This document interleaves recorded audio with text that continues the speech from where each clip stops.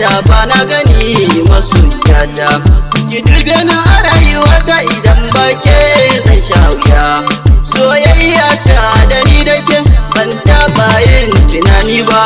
Akwai rana ta shan wuya ta zo mini ni ban shirya ba. Masoyiyata ki zo garan ni ne mai ƙaunar ki.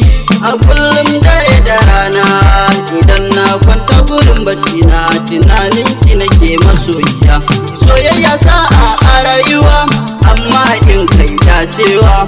Rashin ki a tare da ni zai sa sai mai zaucewa.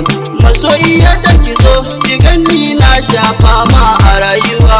Komai sanadin soyayya ni dai a sanadiyar ki na sha wahala ta rayuwa kuma na yi kuka kamar ruwa. Har ina ɓoyewa an rasa me ke damuna sai da abin ya fito fili. Ke ko kin yi gaba kin bar ni masoyiya ta ban yau tunanin akwai ranar da zana waiwaya a ce yau zaki bar ni ba. In na shigo cikin abokaina suka ce yau zaki bar ni sai na yi ta kuka na zuciya ina dariya a fuskata.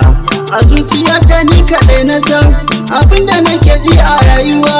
Kawai kutsam wata rana ina zauna a ɗakina sai na ji an kira wayana sai na ɗauka don duba na. Sai na ji muryar masoyiya tana bani haƙuri. Na ce to ya aka yi kowa yana ta min dariya. Wai kin gudu kin banne ta zuciya ina ma ki tausaya. Sai ta fara bani labari mai so na kai haƙuri ni ma ban so na barka ba. Ina ta tunaninka abin ne ya fi ƙarfi na. Kawai wata rana na dawo daga makaranta sai na ci karo